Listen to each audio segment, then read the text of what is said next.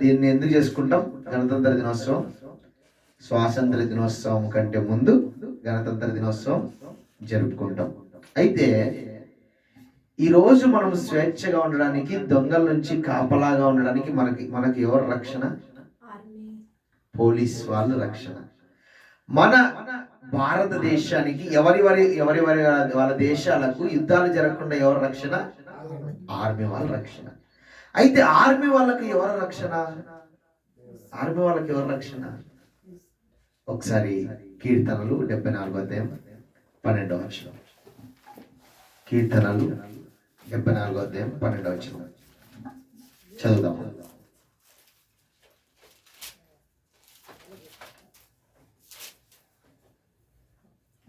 పురాతన కాలము మొదలుకొని దేవుడు నా రాజై ఉన్నాడు. దేశములో మహారక్షణ కలుగజేయవాడు ఆయనే. పోలీస్ వాళ్ళకి ఎవరు రక్షణ? ఆయనే. ఆర్మీ వాళ్ళకి ఎవరు రక్షణ? ఆయనే. దేశమునకు ఎవరు రక్షణ? ఆయనే. ప్రపంచానికి ఎవరు రక్షణ? ఆయనే. ఉన్న యూనివర్సల్ కంతా రక్షణ, మహారక్షణ కలుగజేయవాడు ఎవరైనా ఉన్నారా అంటే ఈ భూప్రపంచం అంతా వెతికినా కూడా ఒక్కరు కనపడతారు. ఆ ఒక్కరే నజరేయుడైన యేసు క్రీస్తు ప్రభువారు. హల్లెలూయా, హల్లెలూయా. మనల్ని ఎవరు కాపాడుతున్నారంటే వెంటనే మనకు వచ్చే మాట, మన ఇండియాను కాపాడుతుంది ఆర్మీ. మరి ఆర్మీని కాపాడుతుంది ఆయన. ఎవరైనా? యేసుక్రీస్తు ప్రభువారు. పురాతన కాలం నుంచి ఎవరంట రక్షణ? ఆయన రక్షణ. మనం ఈరోజు మనం ఎవరి రక్షణలో ఉన్నాం? ఎవరి ప్రొటెక్షన్లో ఉన్నాం? ఎవరి ప్రొటెక్షన్లో ఉంటే మనము బాగుంటాం అనేది మనం గ్రహించాలి ప్రియమైన దేవుని బిడ్డలారా. అయితే ఈరోజు మన అంశం ఏంటంటే ఆశ. ఏంటి? ఆశ. ఆశ అనగా అర్థం కోరిక. ఏంటి? కోరిక. ఈ కోరిక లేని ఏ మానవుడైనా ఈ భూప్రపంచంలో ఉన్నాడా? ఎవరు కూడా లేరు. మనిషి యొక్క కోరికలు అనంతం. మనిషి యొక్క కోరికలు అనంతం. ఎందుకంటే మనం ఫస్ట్ ఒక చిన్న కీప్యాడ్ మొబైల్ కొనాలనుకుంటాం. వెంటనే అది కొన్ని రోజులు వాడిన తర్వాత ఏం చేస్తాం? ఒక ఆండ్రాయిడ్ మొబైల్ కొనాలని ఆశ కలుగుతుంది, కోరిక కలుగుతుంది. అది వాడిన తర్వాత మరి వెంటనే ఏం కలుగుతుంది? ఒక మంచి ఐఫోన్ కొనాలని ఆశ కలుగుతుంది. దాన్ని తీసుకున్న తర్వాత కొద్ది రోజులకి ఏం కలుగుతుంది? ఒక మంచి ఇంకా కాస్ట్లీ కొనాలనిపిస్తుంది. అది కొన్న తర్వాత ఇంకా ఏం కలుగుతుంది? ఒక ల్యాప్టాప్ ఉంటే బాగుంటుంది అని ఆశ కలుగుతుంది. చూడండి, మనం జీవించినంత కాలము ఒక 100 జతల బట్టలతో బతికేస్తామా? ఒకదాని తర్వాత ఒకటి ఆశ ఆశ ఆశ. మనిషికి ఆశకు హద్దులు లేవు. ఆశ అనేది పుడుతూనే ఉంటుంది, కలుగుతూనే ఉంటుంది. అయితే ఆశ ఉండడంలో తప్పు లేదు. ఏముండకూడదు? అత్యాశ ఉండకూడదు. అత్యాశ ఉండకూడదు. అయితే ఈ మనుష్యులమైన మనము ఈ భూ ప్రపంచంలో కొన్ని వాటి మీద ఆశ పెట్టుకొని ఉన్నాం. నేను అది చేయాలి. ఇప్పుడు ఫర్ ఎగ్జాంపుల్ అశోక్ ఉన్నాడు. అశోక్, నువ్వేమి, నీ డ్రీమ్ ఏమి, నీ ఆశ ఏంటంటే నేను ఒక పెద్ద ఇల్లు కట్టాలి, ఫస్ట్ ఫ్లోర్లో కార్లు పెట్టాలి అని ఆ అబ్బాయికి ఉన్న ఆశ చెప్తాడు కదా. ఇంకా ఎవరైనా అడిగామనుకోండి, నాకు ఉద్యోగం కావాలి, నాకు గవర్నమెంట్ జాబ్ కావాలి, అది నా ఆశ. చిన్నపిల్లల్ని పెద్ద నాకు ఏమంటారంటే నేను ఇంజనీర్ని అవుతా, నేను డాక్టర్ని అవుతా, నేను మంచి బిల్డింగ్స్ కడతా. ఇలా కొంతమంది కొన్ని ఆశలు, కోరికలు చెప్తారు కదా. అయితే బైబిల్ గ్రంథంలో నుంచి ఈరోజు మనం 2 భక్తులు చూడబోతున్నాం. వాళ్ళ ఆశ ఎలా ఉంది, వాళ్ళ కోరిక ఎలా ఉంది, వాళ్ళ వాంఛ ఎలా ఉంది. మరి మన ఆలోచన, మన ఆశ, మన వాంఛలు ఎలా ఉన్నాయి అనేది ఈరోజు మనము చూద్దాం ప్రేమ దేవుని బిడ్డలారా. చూడండి, బైబిల్ గ్రంథంలో దావీదు ఆశ ఏ విధంగా ఉంది? బైబిల్ గ్రంథంలో దావీదు ఆశ ఏ విధంగా ఉంది? దేని మీద దావీదు ఆశ ఉంది? ఒకసారి చూద్దాం. కీర్తనలు 119వ అధ్యాయం 74వ వచనం. కీర్తనలు 119:74. ఆయన ఏమంటున్నాడో చూద్దాం. నీ వాక్యము మీద నీ వాక్యము మీద నేను ఆశ పెట్టుకొని ఉన్నాను. నీ యందు భయభక్తులు గలవారు నన్ను చూచి సంతోషింతురు. దావీదు ఆశ దేని మీద ఉందండి? వాక్యము మీద. అయ్యా, నీ వాక్యము మీద నేను ఆశ పెట్టుకొని ఉన్నాను. ఈరోజు దావీదు లాగా చెప్పే భక్తులు ఎంతమంది ఉన్నారు? ఆదివారం అవుతే గాని బైబిల్ తెలవని భక్తులు మన మధ్యలో ఉంటున్నారు. మరి మనం ఏ విధంగా జీవిస్తున్నాం? దావీదు అంటున్నాడు, అయ్యా నీ వాక్యము మీద నేను ఆశ పెట్టుకొని ఉన్నాను అంటున్నాడు. ఆశ పెట్టుకొని ఉన్నాడు. దేని మీద?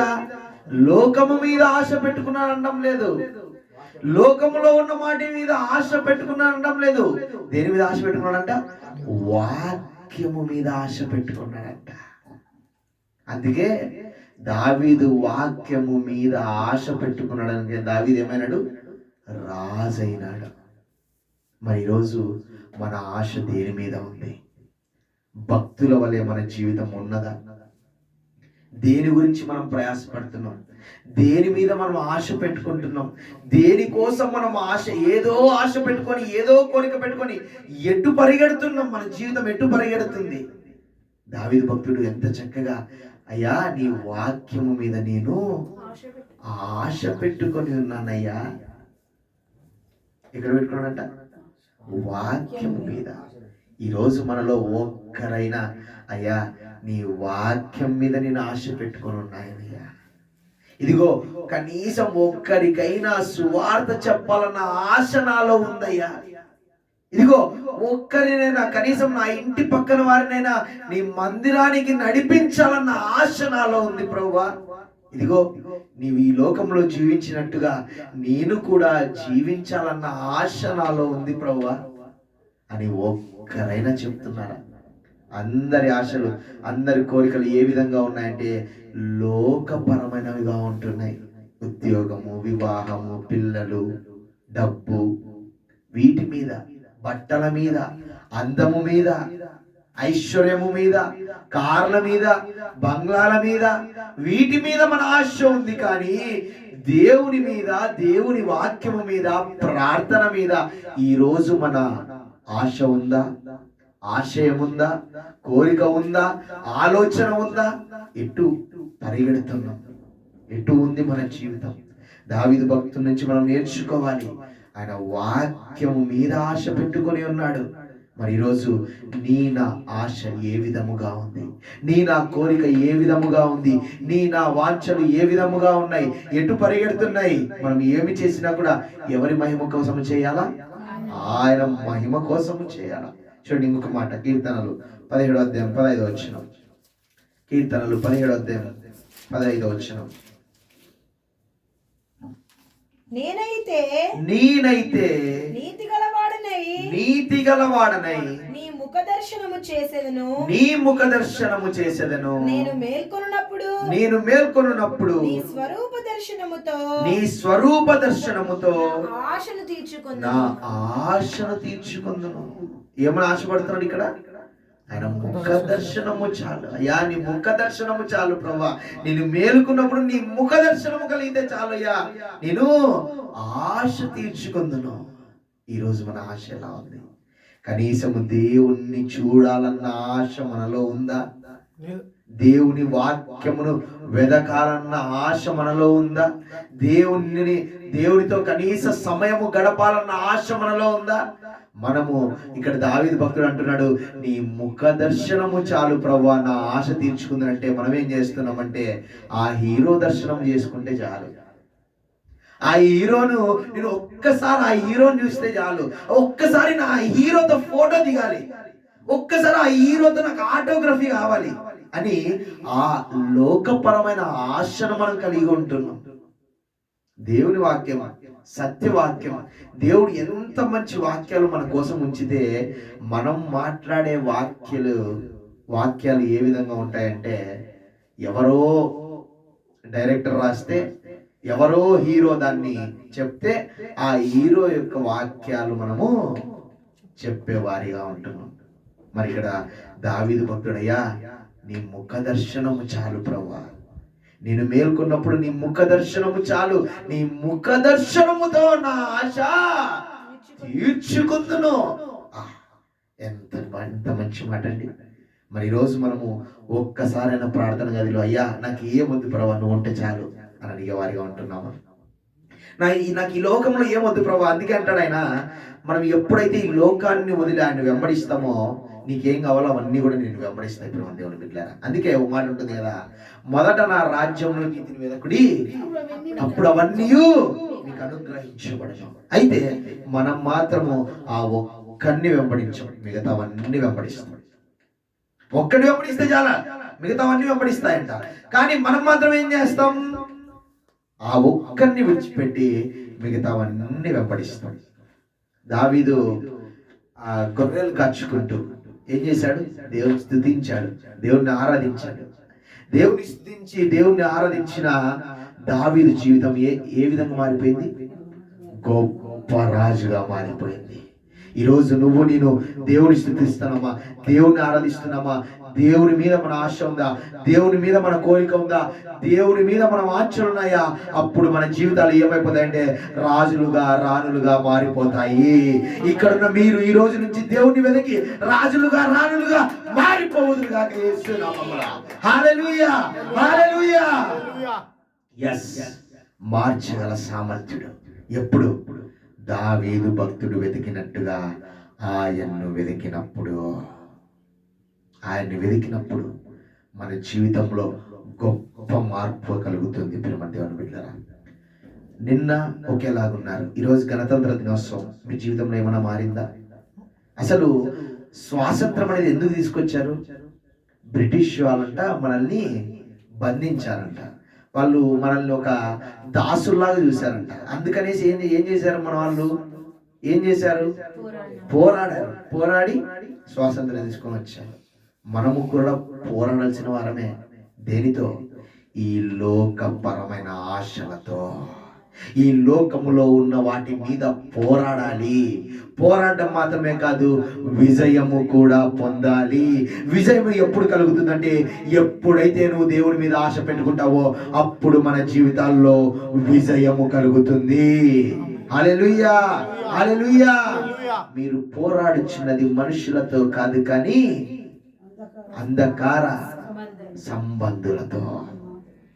మనుషులతో పోరాడి మన వాళ్ళు ప్రాణాలు వదిలారు, అవునా లేదా? వదిలారు.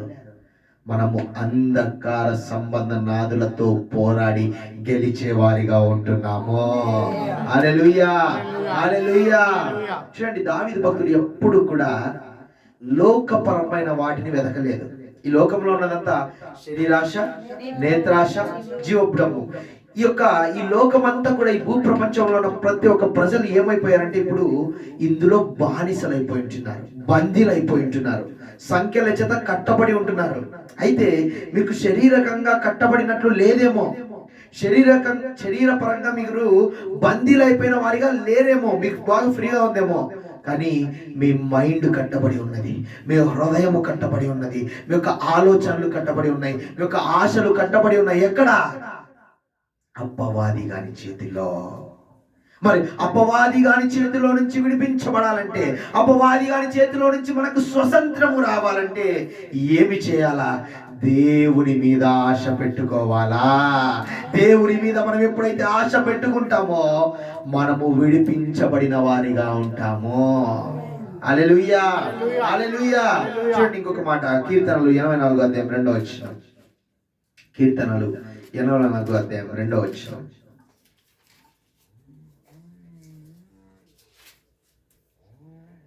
యెహోవా మందిరావరణములను చూడవలెనని నా ప్రాణము ఎంతో ఆశపడుచున్నది. అది సొమ్మసిల్లుచున్నది. జీవము గల దేవుని దర్శించుటకు నా హృదయమును నా శరీరమును ఆనందముతో కేకలు వేయుచున్నది. అబ్బా, ఎంత మంచి మాట అండి, ఎంత మంచి మాట అండి. ఆయన మందిరావరణములు చూడవలనని నా ప్రాణము ఆశపడుచున్నది. మనము మందిరానికి రండి రండి రండి అన్నా కూడా రారు. ఇదిగో పలానా శుక్రవారం ఫాస్టింగ్ మీటింగ్ ఉందంటే రారు. సంపూర్ణ రాత్రి ప్రార్థన ఉందంటే రారు. మన వాళ్ళని ఏం చేయాలా? అలా పిచ్చుతో పొడిచినట్టు కాల్ చేసి అలా పొడుస్తూ ఉండాల మధ్య మధ్యలో. కొంతమంది ఉన్నారు, వస్తే కంటిన్యూ వస్తారు, లేదంటే అస్సలు ఇంకా అడ్రస్ కూడా ఉండరు కదా. అలా ఉండడానికి వీల్లేదు ప్రేమ దేవుని పిల్లరా. దావీదు అంటున్నాడు, ఏమంటున్నాడు? నీ మందిర ఆవరణములు చూడవలనని నా ప్రాణము ఎంతో ఎంతో ఎంతో ఆశపడుచున్నది. మరి మనము దేనికోసం ఆశపడుచున్నాం? మనము మందిర ఆవరణములు చూడాలని ఆశపడడం లేదు. మరి మన ఆశ దేని మీద ఉందంటే లోకము మీద ఉంది. రికార్డ్ డాన్స్ పెడితే అక్కడికి వెళ్ళి చూడాలన్న ఆశ మనలో ఉన్నది.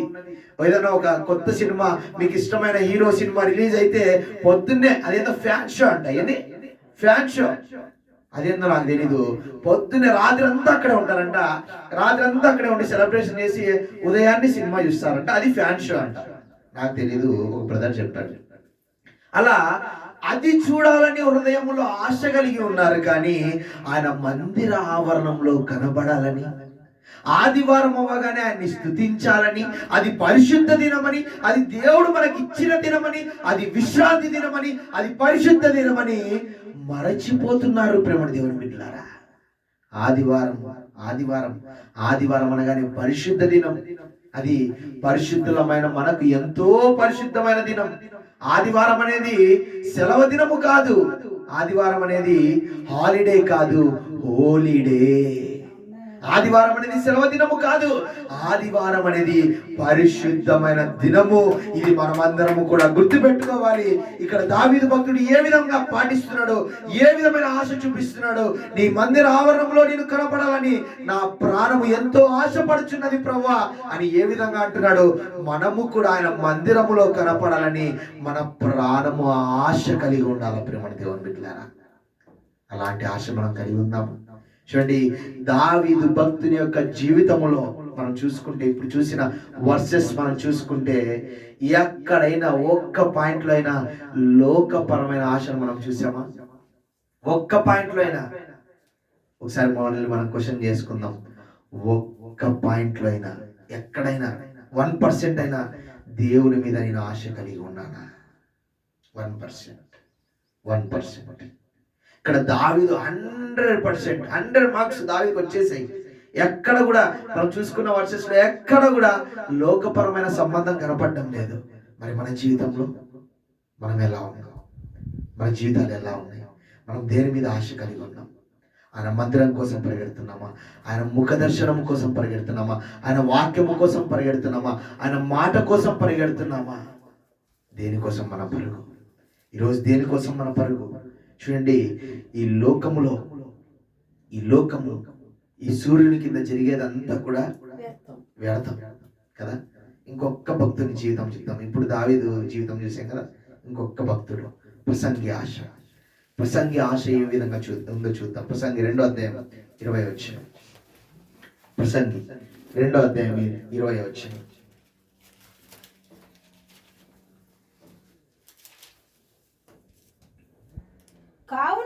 కావున సూర్యుని క్రింద నేను పడిన ప్రయాస అంతటి విషయమై నేను ఆశ విడచిన వాడనైతిని. ఇప్పుడు మనం మాట్లాడుకుందాం. మనకు ఇక్కడ ఉన్న వాళ్ళకు 30 ఏళ్ళు ఉన్నాయి, 40 ఉన్నాయి, 50 ఉన్నాయి. యవ్వనస్తులు ఉన్నారు, 25 సంవత్సరాలు, 26. ఇంతవరకు మీరు చేసింది ఏదైనా ఒక్కటైనా లాభదాయకముగా అనిపించిందా? వ్యర్థముగా అనిపించిందా? దేవుని విషయములో కాకుండా ఇప్పటి వరకు మీరు లోకములో చేసింది వ్యర్థముగా అనిపించిందా? లాభదాయకముగా అనిపించిందా? వ్యర్థముగా అనిపించింది. ఏ విధంగా? వ్యర్థముగా. ప్రసంగి కూడా ఇక్కడ ఏమంటున్నాడంటే చదవండి. కావున సూర్యుని క్రింద అనగా భూమి మీద నేను పడిన ప్రయాస అంతటి విషయమై నేను ఆశ విడచిన వాడనైతిని. చూడండి ఇక్కడ ఆగండి. ఈ భూ ప్రపంచంలో మనం ఎంత చేసినా కూడా ఏదైనా మనతో కూడా కట్టుకొని పోగలమా? లేదు. ఏదైనా మనము సంపాదించిన బంగారు గాని, డబ్బు గాని, నగలు గాని, వజ్ర వైడూర్యాలు గాని, బంగ్లాలు గాని, కార్లు గాని మనము తీసుకొని పోగలమా? లేదు. మరి ఈ భూమి కింద జరిగేదంతా కూడా ఏంటి? వ్యర్థము. ఈ భూమి మీద జరిగేదంతా కూడా ఏమని వదిలేశాడంట ఆయన ప్రసంగి? వ్యర్థమని ఆశ విడచితిని. చాలా మంది మనం కూడా కొన్నిసార్లు ఆశను కోల్పోయి ఉంటాం కదా, ఆశను కోల్పోతాం. ఇంకా అది ఎంత చేసినా రాదులే. కొంతమంది చదివి చదివి చదివి చదివి చదివి లాస్ట్కి ఇంకా ఉద్యోగము వద్దులే, ఇంకా అది రాదులే అని ఆశ విడిచిపెడతారు. కొంతమంది పెళ్లి కోసం ఎన్నో ప్రయాసాలు చేసి చేసి చేసి లాస్ట్కి ఏమవుతారు? ఇక వద్దులే, చాలే అని ప్రయాసను విడిచేస్తారు. అలా ప్రేమ దేవుని బిడ్డలారా, మనము ఎంత చేసినా కూడా, ఎన్ని చేసినా కూడా మన ప్రయాస వ్యర్థము, మన ఆశ వ్యర్థము, మన ఆలోచనలు వ్యర్థము, మన కోరికలు వ్యర్థము. అలాగా వ్యర్థమైన వాటి కోసం మనము పరిగెడుతున్నాం ప్రేమ దేవుని బిడ్డలారా. చూడండి ఇక్కడ, హల్లెలూయా. చూడండి ఇక్కడ ప్రసంగి ఎందుకు ఆశ విడిచాడు? ప్రసంగి ఆశ విడిచుటకు కారణం ఏంటి? ఈ లోకము అంతా వ్యర్థముగా ఎంచాడు, వ్యర్థముగా తెలుసుకున్నాడు. ఈ లోకంలో జరిగేదంతా వ్యర్థమని మనకు కూడా తెలుసు. కానీ మన ఆశలు, మన ఆలోచనలు ఎక్కడున్నాయి? లోకములోనే ఉన్నాయి. చూడండి, ఈ లోకము ఇప్పుడు బురద, ఒక బురద అని తెలుసు. ఆ బురదలో మనం కాలు పెడతామా? పోయి పోయి తెలిసి తెలిసి అడుగు పెడతామా?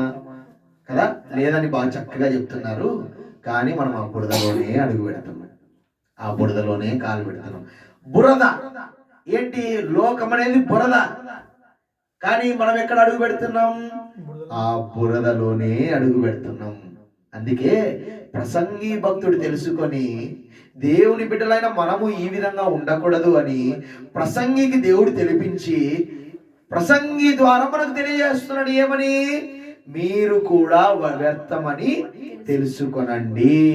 నేను తెలుసుకున్నాను, మీరు కూడా తెలుసుకొనండి. సూర్యుని కింద జరిగేదంతా వ్యర్థం, వ్యర్థం, వ్యర్థం కదా. చూడండి, ప్రసంగికు మాట తెలుసుకున్నాడు. ఒక్కడు గాలికై ప్రయాసపడినట్లుగాను కనపడెను గనుక బ్రతుకుట అసహ్యమాయనంట. ఎవరికి? ప్రసంగి గారికి. గాలికి ప్రయాసపడినట్లుగా. గాలిని పట్టుకోవడానికి ఎవరైనా ప్రయాసపడతారా? పడతారా? మీరున్నారు, గాలిని పట్టుకోండి అని పట్టుకుంటారా? మీరు జీవితాంతం మీకు వయసు అయిపోయే వరకు గాలిని పట్టుకున్నారనుకోండి, ఒకవేళ పట్టుకునే పనిలో ఉన్నారనుకోండి, ఆ పనిలోనే తప్పగట్టేస్తారు కదా. గాలిని పట్టుకుంటారా? ఎవరైనా గాలిని పట్టుకుంటారా? గాలిని ఏ విధంగా పట్టుకోలేమో, ఈ లోకపరమైన ఆశల కోసం మనం ఏ విధంగా పరిగెడుతున్నామో అవన్నీ కూడా గాలిని పట్టుకున్నట్టే. కొంతమందికి అందము మీద ఆశ. అందుకే సామెతల గ్రంథంలో ఉంటుంది, అందం మోసకరం, సౌందర్యం వ్యర్థం. ఈ రోజుల్లో మనం చూస్తున్న అమ్మాయిలని లేదు, అబ్బాయిలని తేడా లేదు. ఎవరు పడితే వాళ్ళు పార్లర్స్ కి వెళ్ళిపోవడం, ఆ అందం మీద ఆశ చూపించడం, ఆసక్తి చూపించడం. దేని మీద? అందము మీద. ఇక్కడ లోకానికి విశ్వాసులకు తేడా ఏమన్నా కనపడుతుందా? ఏమాత్రము కనపడము లేదు. ఇక్కడ దావీదు భక్తుడు అంటున్నాడు, ప్రసంగి భక్తుడు అంటున్నాడు, వ్యర్థం, వ్యర్థం, వ్యర్థం అని. కానీ మనవారు మాత్రము ఇలా చేయకూడదు. అలా అంటే దానికి కూడా ఏం చేస్తారు? కౌంటర్లు ఇస్తారు. ఇలా చేయొచ్చు, దేవుడు అలా చెప్పాడు, ఇలా చెప్పాడు. అది వాళ్ళకు వీళ్ళకు. అది అపోస్తులకు, మనకు కాదంట. దేవుడు నిన్న నేడు నిరంతరం ఏకరీతిగా ఉన్నాడు. ఆ రోజుల్లో అపోస్తులకు ఏ విధమైన దేవుడు ఉన్నాడో, ఇజ్రాయిలకు ఏ విధమైన దేవుడు ఉన్నాడో, ఈ రోజుల్లో మనకు కూడా అదే దేవుడు ఉన్నాడు. ఆ దేవుడే నజరేయుడైన యేసుక్రీస్తు ప్రభువారు. హల్లెలూయా, హల్లెలూయా. ఇక్కడ ఇక భక్తుల ఆశ చూసాం కదా, దేవుని ఆశ ఏంటో చూద్దాం. దేవుని యొక్క ఆశ ఏంటో చూద్దాం. 1వ సమూయేలు 12:22.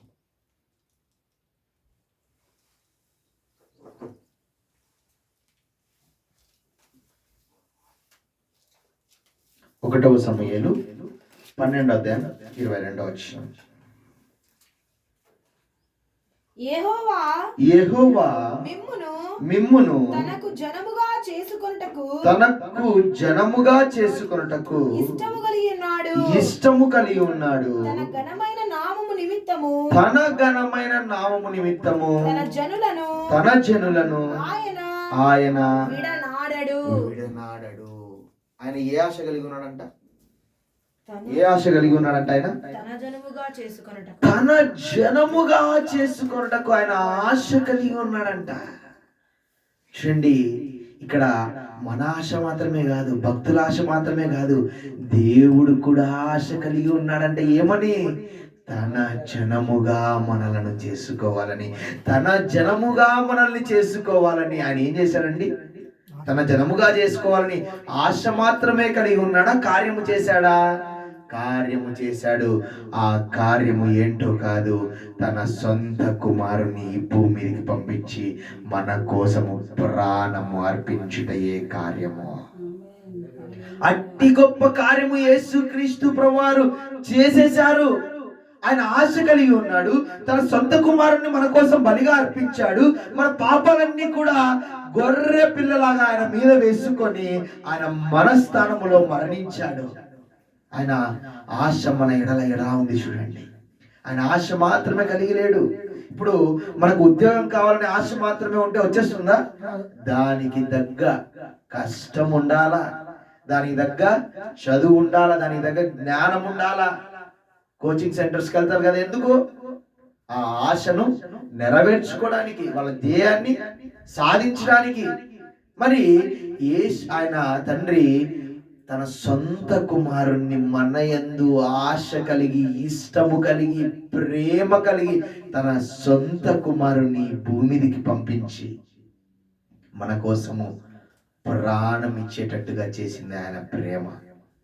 మరి ఇంత గొప్ప ప్రాణం ఇచ్చిన యేసయ్య మీద లేని ఆశ దేని మీద ఉంది మనకు? ఆలోచించాలి ప్రేమ దేవుని బిడ్డలారా.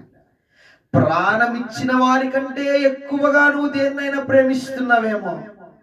నీ చదువును ప్రేమిస్తున్నావేమో, నీ తల్లిదండ్రుల్ని ప్రేమిస్తున్నావేమో, నీ భర్తను ప్రేమిస్తున్నావేమో, నీ భార్యను ప్రేమిస్తున్నావేమో, నీ ఉద్యోగాన్ని ప్రేమిస్తున్నావేమో, లోకంలో ఉన్నదాన్ని ప్రేమిస్తున్నావేమో, బంగారాన్ని ప్రేమిస్తున్నావేమో, చదువును ప్రేమిస్తున్నావేమో, డబ్బును ప్రేమిస్తున్నావేమో, బంగ్లాని ప్రేమిస్తున్నావేమో, కార్ని ప్రేమిస్తున్నావేమో, ఇదిగో ఎవరో తెలియని అనామకుల్ని ప్రేమిస్తున్నావేమో, ఒక హీరోయిన్ని ఒక విగ్రహారాధన లాగా వాళ్ళని ప్రేమిస్తున్నావేమో. ఈరోజు నువ్వు ఒక నిర్ణయానికి వచ్చేసి, ఒక డెసిషన్కి వచ్చేసి, ఇదిగో నీ తండ్రి నీ మీద ఆశ కలిగి, నీ మీద ప్రేమ కలిగి తన సొంత కుమారుని నీ కోసము బలిగా అర్పించాడు. మరి నువ్వు ఈరోజు దేని మీద ఆశ పెట్టుకున్నావు? దేని మీద నీ ఆశ ఉంది? దేని మీద నీ ఆలోచన ఉంది? దేని మీద నీ కోరిక ఉంది? దేని మీద నీ గురి ఉంది? ఇదిగో నీ గురి దేవుని వైపు ఉంటే సమస్తమును నీ వైపు త్రిప్పబడతాయి.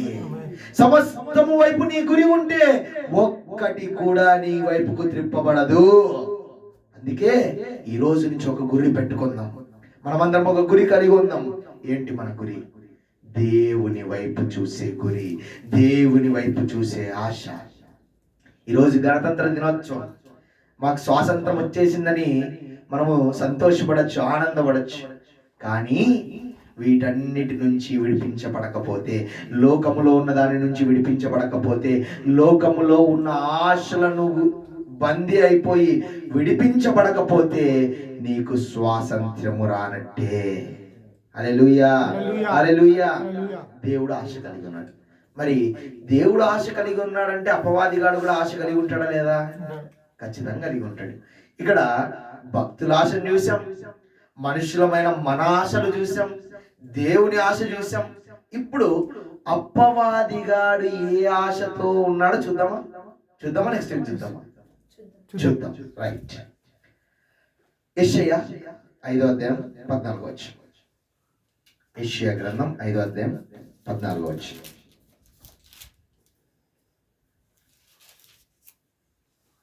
అందుచేతనే పాతాళము గొప్ప ఆశ పెట్టుకొని, పాతాళానికి గొప్ప ఆశ ఉందంటవా? ఇదేందప్పా, నేను చదివినప్పుడు షాక్ అయినా. పాతాళానికి గొప్ప ఆశ ఏంటి, నరకానికి గొప్ప ఆశ ఏంటి, అసలు దానికేం ఆశ ఉంటుంది అని షాక్ అయిపోయినా. చదవండి. పాతాళము గొప్ప ఆశ పెట్టుకొని అపరిమితముగా తన నోరు తెరచుచున్నది.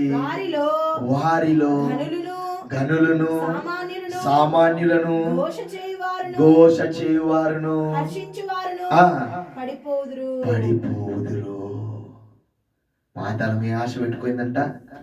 గనులను, ధనికులను, ఎవరైనా సరే సామాన్యులను ఎక్కడ తీసుకోవాలని ఆశ పెట్టుకుందంట? పాతాళానికి తీసుకెళ్లాలని ఆశ పెట్టుకుందంట. అందుకే అపవాదిగాడు గర్జించు సింహం వలె ఎవరిని మింగుదునా అని తిరుగుచున్నాడు. ఎందుకు? వాడు బాగుగా నోరు తెరచి మనల్ని పాతాళానికి పట్టుకెళ్ళడానికి. ఈ లోకములో ఉన్న ఆశల్లో నేను ఉంటే మనము ఎక్కడ పడిపోతాము? పాతాళములోనికి పడిపోతాము. అందుకే వాడు ఈ లోకములో 3 ఆశలు పెట్టాడు. అవే శరీరాశ, నేత్రాశ, జీవపు డంబము. ప్రతి ఒక్కరు, ధనికుడు, సామాన్యుడు, మధ్యవర్తి అందరూ కూడా ఎక్కడ పడిపోతున్నారంటే ఈ 3 ఆశల్లో పడిపోతున్నారు. ఈ 3 ఆశలు కాదని భక్తుల వలె, దావీదు భక్తుని వలె, ప్రసంగి భక్తుని వలె మాకు ఈ ఆశలొద్దు, నీ వాక్యము మీద ఆశ పెట్టుకుంటాము, ప్రార్థన మీద ఆశ పెట్టుకుంటాము, ఆత్మరక్షణ మీద ఆశ పెట్టుకుంటామని మనము ఎప్పుడైతే ప్రార్థన చేస్తామో, మన యొక్క హృదయ ఆశ దేవుని మీద ఉంటుందో, అప్పుడు మన మార్గము పాతాళమును తప్పించుకొని ఎక్కడికి వెళ్తుందంటే పరలోక రాజ్యానికి వెళుతుంది. హల్లెలూయా, హల్లెలూయా. దేవుని యొక్క ఆశ ఏంటి? ఆయన మనల్ని తన జనులుగా చేసుకోవడానికి, తన జనులుగా ఎప్పుడైతాము, ఆయనతో కూడా తన రాజ్యములో మనము నివసించినప్పుడు ఆయన జనులుగా, ఆయన పిల్లలుగా మనమందరం ఆయనతో కూడా ఉంటాము. హల్లెలూయా, హల్లెలూయా. ఈరోజు ఒక నిర్ణయాన్ని తీసుకోనండి. భక్తుల ఆశ చూసాం, దేవుని ఆశ చూసాం, పాతాళముకు ఆశ చూస్తున్నాం. అది అసలు చూడండి, ఆ మాట గొప్ప ఆశతో చూస్తుందంటే ఎప్పుడెప్పుడు తీసిపోదామా. ఎవరిని? మనలను.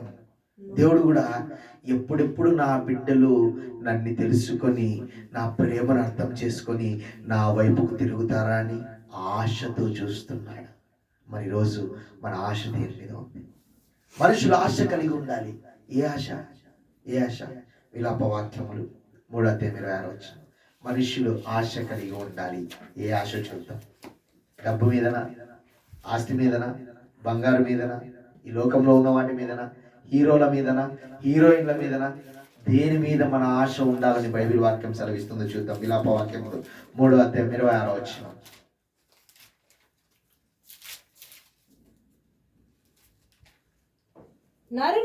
నరులు ఆశ కలిగి యెహోవా అనుగ్రహించు రక్షణ కొరకు, నరులు ఆశ కలిగి యెహోవా అనుగ్రహించు రక్షణ కొరకు ఓపికతో కనిపెట్టుట మంచిది. మనోళ్లకు ఏమి తక్కువ అంటే ఓపిక తక్కువ. ఏం తక్కువ? ఓపిక తక్కువ. ఏదైనా ఒకటి అలా జరిగిపోవాలా, ఇన్స్టెంట్ గా జరిగిపోవాలా. ఇంకెంతకాలం ప్రభా, ఇంకెంతకాలంనైనా అని దేవుడి మీద దూషణ మాటలు మాట్లాడతామా లేదా? మాట్లాడుతున్నాం. అయితే అందుకే ఇక్కడ దేవుని వాక్యం సెలవిస్తుంది. ఏమంట? నరులు దేనికోసం ఆశ కలిగి ఉండాలంట? యెహోవా అనుగ్రహించు రక్షణ కొరకు యెహోవా అనుగ్రహించు రక్షణ కోసము ఓపికతో ఓపికతో కనిపెట్టుట మంచిది. ఓపిక ఉందా? మన ఆశ దేని మీద ఉంది? ఎక్కడ ఉండాలంట? రక్షణ మీద మన ఆశ కలిగి ఉండాలంట. మనం అందరం కూడా రక్షించబడతాం. ఈ భూలోకము, ఈ భూ ప్రపంచం అనేది కూడా ఒక నరకమే కాదంటారా? ఇది కూడా ఒక నరకమే. నిత్య జీవము, నిత్య ఆనందము, నిత్య రక్షణ ఎక్కడంటే పరలోకములో మాత్రమే. అందుకే దేవుడు అంటున్నాడు ఇక్కడ ఏమని?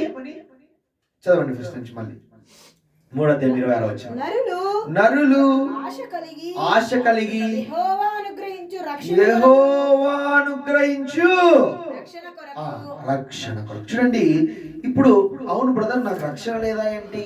ఈ భూలోకంలో నేను నివసిస్తున్నా కదా, ఈ భూలోకంలో నేను ఇక్కడ ఉన్నా కదా, తిరుగుతున్నా కదా, నేను నా ఉద్యోగం నేను చేసుకుంటున్నా కదా. ఇది కాదు. ఈ భూ ప్రపంచంలో నీకు రక్షణ కావాలి. ఎలాంటి రక్షణ?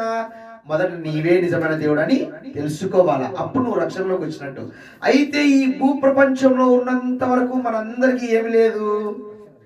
రక్షణ లేదు. ఏ రక్షణ? నిత్య జీవమను రక్షణ.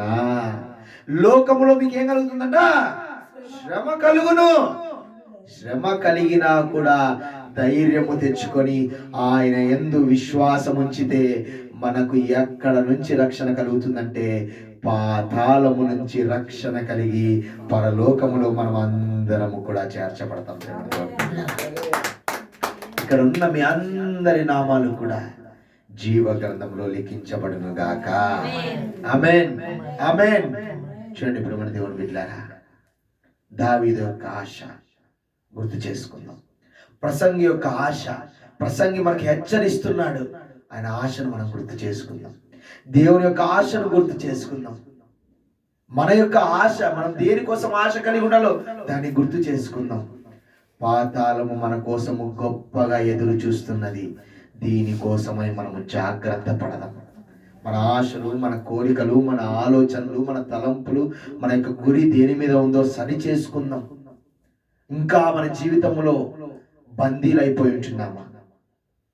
లోక ఆశల చేత బందీలు అయిపోయి ఉంటున్నామా? లోకము ఉన్న వాటి దగ్గర బందీలు అయిపోయి ఉంటున్నామా? లోక ప్రేమకు బందీ అయిపోయి ఉంటున్నామా? ఇదిగో నేడే రక్షణ దినం. నేడే నువ్వు విడిపించబడాలా. నేడే నీకు స్వాతంత్ర్యము రావాలా. అది ఎవరి ద్వారా కలుగుతుందంటే కేవలం నీ కోసము, నా కోసము ప్రాణం ఇచ్చిన దేవుని ద్వారానే కలుగుతుంది. అట్టి దేవుని మనం అందరము తెలుసుకోవడము చాలా సంతోషకరము. సంతోషకరమైన సువార్తమానం ఏమనగా యేసు క్రీస్తు ప్రభువారు మన కోసము జన్మించి మన కోసము మరణించడము, మరలా మన కోసము తిరిగి లేవడము. ఇంకా సంతోషకరమైన వార్త ఏంటంటే పాతాళము నుంచి తప్పించడానికి యేసు క్రీస్తు ప్రభువారి రెండవ రాకడ ఉంది. ఆయన త్వరలో మనల్ని కొనిపోవడానికి రాబోతున్నాడు. ఇది చాలా చాలా చాలా సంతోషకరమైన వార్త. ప్రతి మోకాలు వంగుతుంది, ప్రతి నేత్రము ఆయన్ని చూస్తుంది. హల్లెలూయా, హల్లెలూయా. వాక్యాన్ని దేవుడు దీవించి ఆశీర్వదించును గాక. ఆమేన్. ప్రార్థించుకుందాం.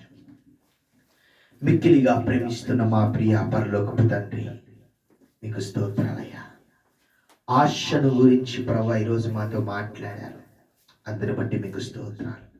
ఇదిగో ప్రభా, రాత్రి ప్రభా వాక్యాన్ని, అంశాన్ని ప్రిపేర్ చేస్తున్నప్పుడు ప్రభా, నీ బిడ్డలతో ఏం మాట్లాడాలన్నప్పుడు ప్రభా, ఇదిగో ఎంతో చక్కటి వాక్యాన్ని ప్రభా నాకు బోధించినందుకు మీకు స్తోత్రాలు. ఈ వాక్యము ప్రభా అపవాదిగాడు దొంగలించకుండా నీ బిడ్డల హృదయాల్లో స్థిరముగా ఉండును గాక. ఇదిగో ప్రభా, నువ్వు దేని మీద అయితే ఆశ పెట్టుకున్నావన్నావో ప్రభా, దాని మీద ఆశ పెట్టుకొని నీ బిడ్డలు ముందుకు వెళ్ళుదురుగాక. అట్టి కృపణ దయచేయండి. విత్తబడిన వాక్యాన్ని దీవించి ఆశీర్వదించి ప్రభా, నీ బిడ్డలు అనేకుల దగ్గర ప్రభా ఈ వాక్యాన్ని విత్తడానికి సహాయం దయచేయమని యేసుక్రీస్తు అతి పరిశుద్ధ నామములో ప్రవచించి ప్రార్థించి వినయముగా వేడుకొని పొంది ఉంటున్నాం మా ప్రియ పరలోకపు తండ్రి. ఆమేన్. అందరికీ వందనాలు. ఈరోజు